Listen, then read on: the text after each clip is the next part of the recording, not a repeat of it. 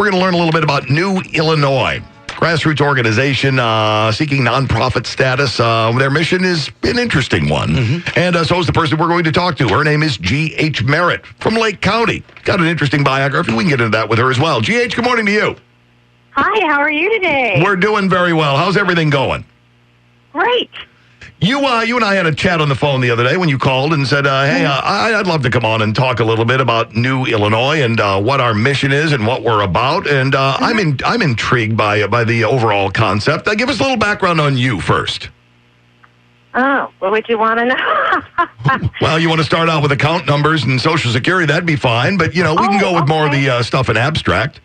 Okay, well, born and raised in Illinois. It was a wonderful place to grow up and be from, except then you start going on vacations elsewhere and people find out where you're from and they're bringing up Al Capone 30 years after he died.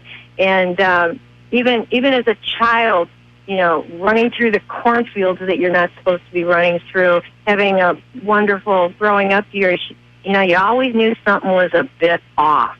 Could have been that the Secretary of State died and they found $800,000 in cash in shoeboxes in his hotel room. That would be Paul Powell, for those of you with the collector's cards waiting at home. One time, Secretary of State, back in the closet, shoeboxes. Boy, he liked shoes, huh? No, he liked the money that was in them. And don't forget the dozens of cases of whiskey that were found there, too. Suspicious. and then once you get to the point where you've got two governors in prison at the same time, it gets embarrassing to stay where you're from. Right. So are you saying you've been embarrassed to say you're from Illinois for 30 years? Well, there was a period of time when Michael Jordan was so popular that I actually told a friend who was a mutual friend of his mother, please let her know that she's rescued the reputation, her son's rescued the reputation of Illinois. But he certainly did a lot to buttress it. And I know exactly what you're talking about. I can remember being in Ireland, 30-some years ago, and someone said to me, well, where are you from? Well, I said, I'm from Rockford, Illinois. Where was that? I said, just outside Chicago. And it was a bartender at a pub, and the guy goes, Chicago, Al Capone, and it makes the machine gun sound. I'm like, that was last week, sir. That's when that happened. But our reputation, as she points out, does precede us, which brings us to New Illinois. What are you guys about? What do you want to get done? Okay, well, at first when I used to talk to people about this, I would always be a little hesitant, thinking they're going to think I'm out of my mind. And we still might. I want to point that out. I'm not saying that we won't. Jury's out.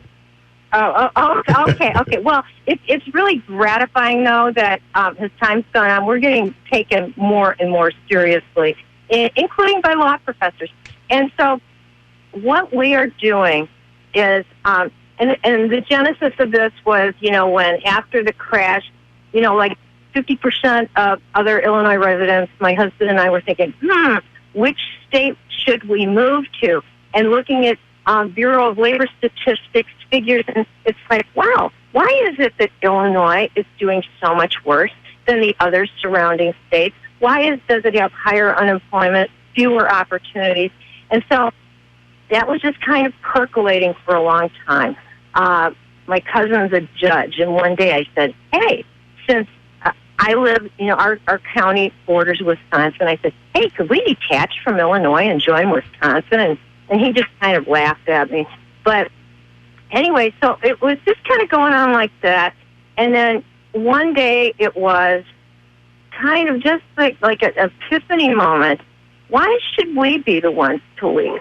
My family's been here since 1870. My great-grandfather lost his house in the Great Chicago Fire. So we have a heritage here. And it's like the incompetence and the corruption of our government has caused economically Illinois to suffer greatly. And what it's essentially ended up doing is pushing people out of the state. And I'm sure you know, as many people as I do, people that have relocated in the last few years. We lost 45,000 people, net loss, just last year. And so I've had many people talk to me about, I live in my great-grandparents' homestead, and I have to sell it because the taxes are too high. And so, Illinois has the highest collective state and local tax burden of all 50 states, yet it has the worst financial health of all 50 states. Wait, how do you pull off something like that? We have the second highest real estate taxes of all 50 states. And so, at this epiphany moment, I heard about New California, and that's not the 3-state split you might have heard of on the news, or the 6-state split, or the, what was it? Yeah, there were some competing ideas, 5-state, 6-state, 3-state, 2-state. Exactly. And then, in Colorado, they had referenda there about certain counties leaving the state. What New California was doing that was different is that they are following the process that's provided in the U.S. Constitution for splitting a state. It's in Article 4, Section 3 of the U.S. Constitution. And it's a process. It is not a fast process, but right now, New California has been in operation about 2 years longer than us. California has 58 counties, and they have committees representing all or part of 52 counties. There's people that want out of California. And they're addressing the same problem that New Illinois is addressing. And that is that we're not talking about Democrats versus Republicans. We're not talking about red versus blue, conservative versus liberal. We are talking about urban versus rural, small town, suburban Illinois. Because Cook County and Chicago so dominates our state government, the people in the rest of the state really don't have a proportional voice. And you can look back to the Reynolds v. Sims ruling in 1964, which was addressing the fact that as people in the early part of the 20th century moved to urban areas, they were underrepresented in state government. And so this was supposed to solve that problem. But our senator at that time, and I don't know if you're old enough to remember him, Everett Dirksen, he warned that it was going to have an unintended consequence, that every state with a very large urban area, in time, that area would dominate state government to the point that the rural people lost their voice. And that's why you see split movements in California, in Illinois, and New York. And if that's what it's all about, it's like 40% of the people in the state live in Cook County, 60% live in the other 101 counties, and things that are one-size-fits-all that suit a large urban area are imposed on the rest of the state. They have legislation that goes forth that's like, this only applies to municipalities over 2 million people, or it only, or the opposite. So it's managed, arranged, whatever you want to call it. It's done to benefit largely Chicago and urban Cook County. You cite California, you cite Illinois, you cite New York as problem areas. Why is it those three? Why isn't and maybe I'm wrong. I'm not that familiar with local politics across the country. Why isn't Oklahoma trying to annex Oklahoma City? Why isn't the Upper Peninsula of Michigan trying to annex Detroit? It seems like those are comparable situations where strong amounts of population are centralized in one situation. What differentiates your LA, Chicago, and New York from those other cities across the country? Well, I think a place like Oklahoma, your largest city is not so large that it can dominate the way, say, over in California, you've got LA, San Francisco, and Sacramento, that the three together dominate. And so, but most of the state is actually rural and small town. And so I think that's what it is. It's just the magnitude of that large city. And obviously, as we discussed before, Illinois has corruption that is legendary. And so when you have a situation like this, where power gets concentrated in one place, you open the doors to an unaccountability, a type of corruption that you're not going to see otherwise.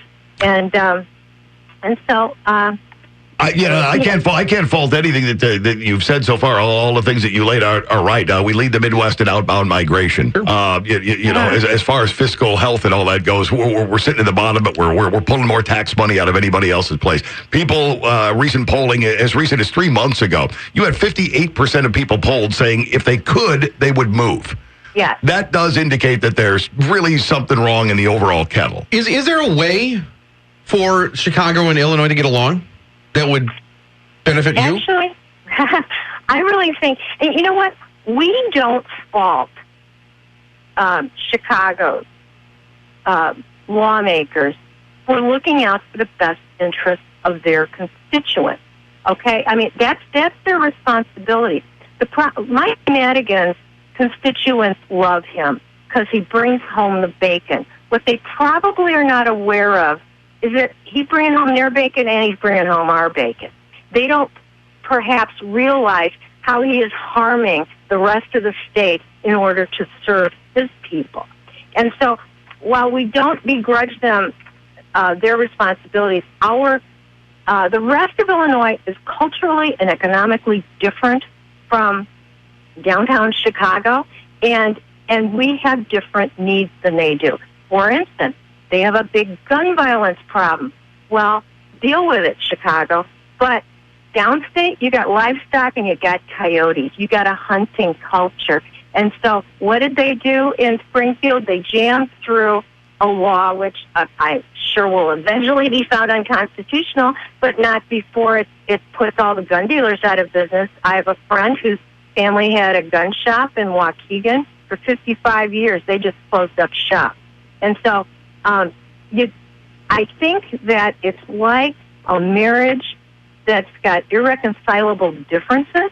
You can make great next-door neighbors, but the needs and the culture are too different for these to be everybody in the same state.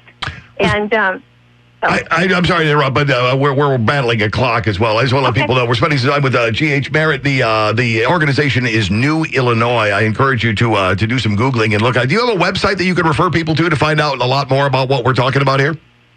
We do have a website, but really we have a lot more information on our Facebook page. Our website is still, kind of getting constructed, so to speak. No problem. Steer us toward Facebook.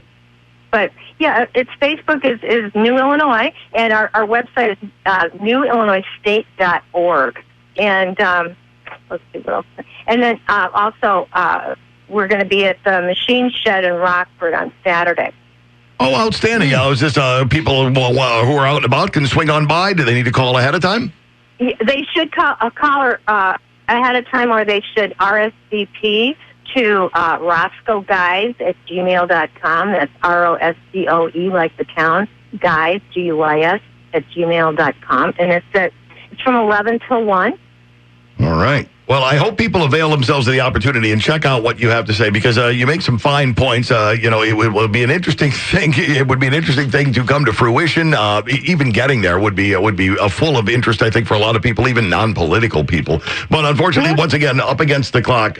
G.H. Merritt, thanks a lot for taking time out of your day. Thanks for filling us in on New Illinois, and keep in touch with us, will you? I'll be intrigued. Yes. I'll be intrigued how this process goes along. Well, thank you so much for having me. Really appreciate it. Have a terrific day.